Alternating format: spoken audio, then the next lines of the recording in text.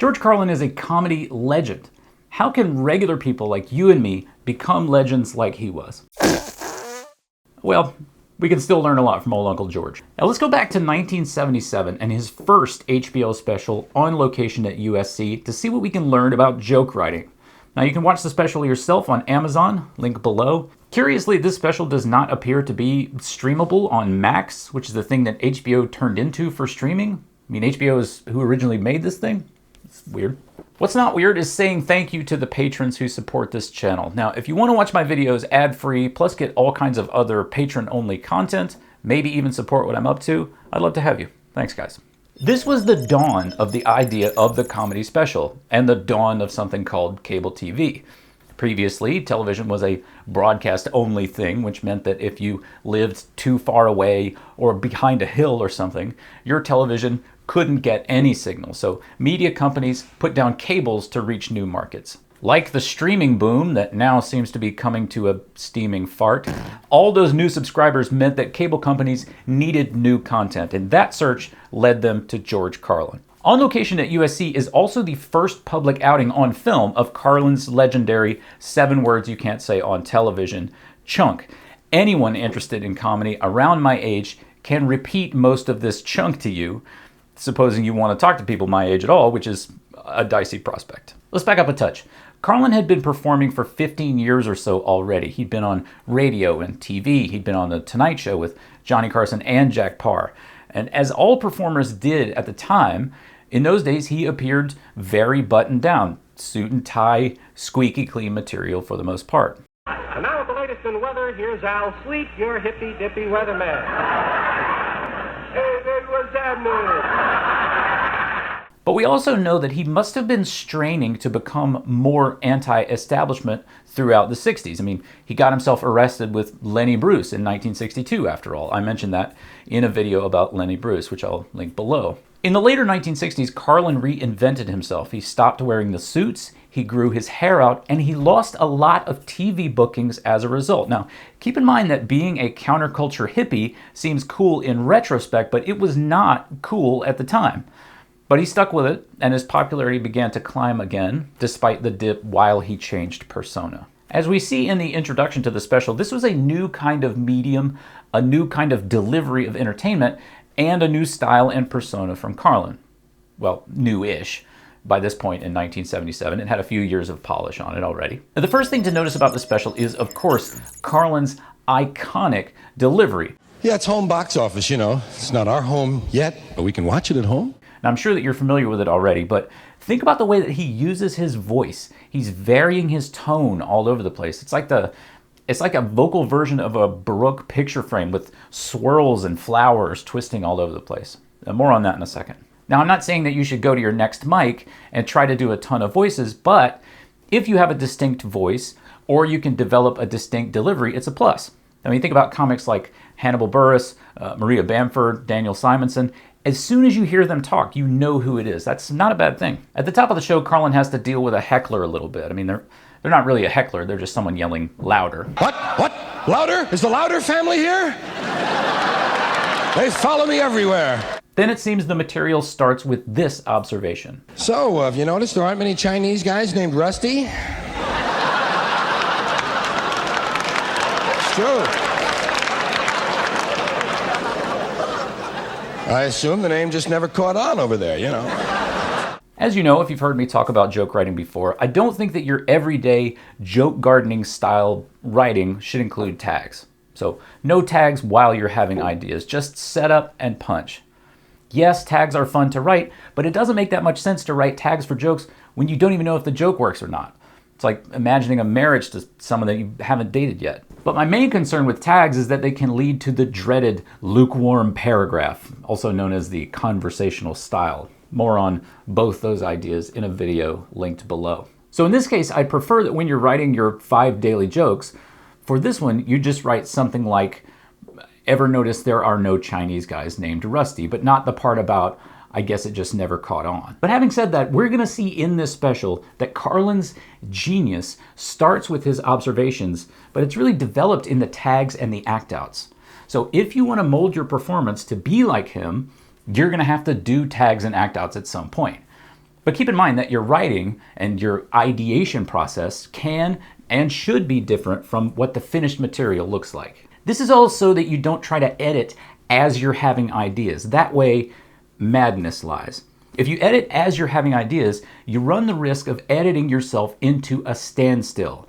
Let those ideas come out, let that joke garden grow, and let the ideas sit for a few weeks, and then come back and edit them when you have some distance. Now take note on how this first observation, Carlin's tags are minimal, and the whole chunk is delivered using Carlin's regular voice. Now, as you know, he's got a handful of voices he slips into and out of over the course of a performance, but this first classic Carlin chunk in this special is delivered straight up. In this way, it's like the presentation of a main theme of a symphony. And as we go on, we'll see it develop a lot more, and we can see that on the second observation. Take note of how Carlin throws in a pause here as if he's thinking of this idea for the very first time. You think about the economy, thinking about your future, thinking about your family, and not time for little things like did you ever belch and almost puke?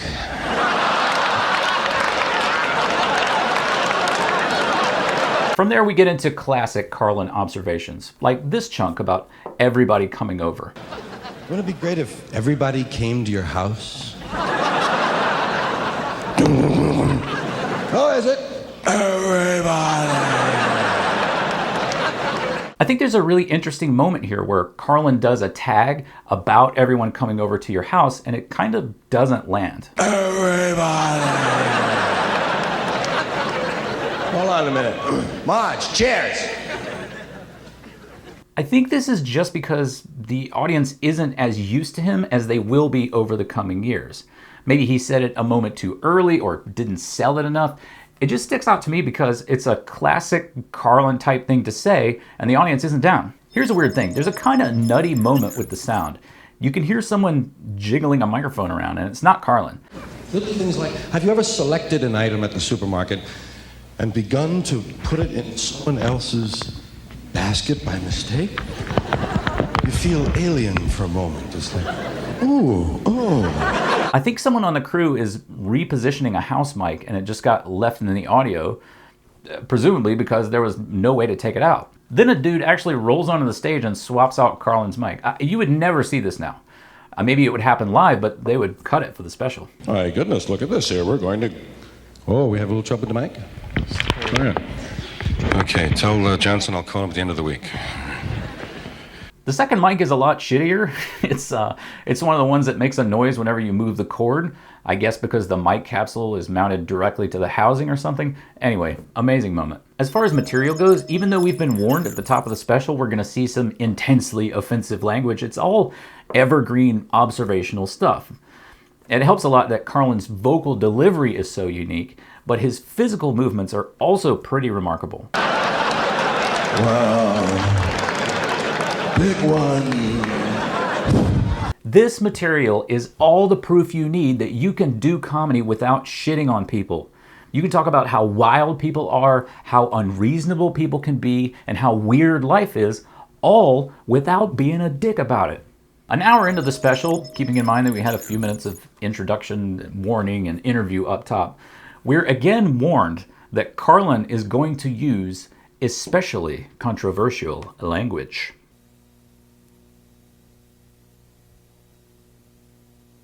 As soon as he goes into the chunk, some fans in the audience clap. They know what's coming. You'd probably never see this happen to a comedian now for a couple of reasons. First of all, material just moves too fast. At this point in 1977, it was still possible to develop an hour stand-up act and do basically the same act forever. You could change out chunks if you wanted to, or thought of something new, but comedians were more like musicians at this stage in that working chunks worked basically forever. The audience did not have recording devices in their pocket, so nobody was burning out your material or sharing it outside the performance. And YouTube had not been born, so not only were people not uploading clips of your show, the production team wasn't incentivized to chunk up your special to use as shorts, reels, and TikToks. All of that stuff has created pressure on modern comics to come up with new material as fast as possible all the time.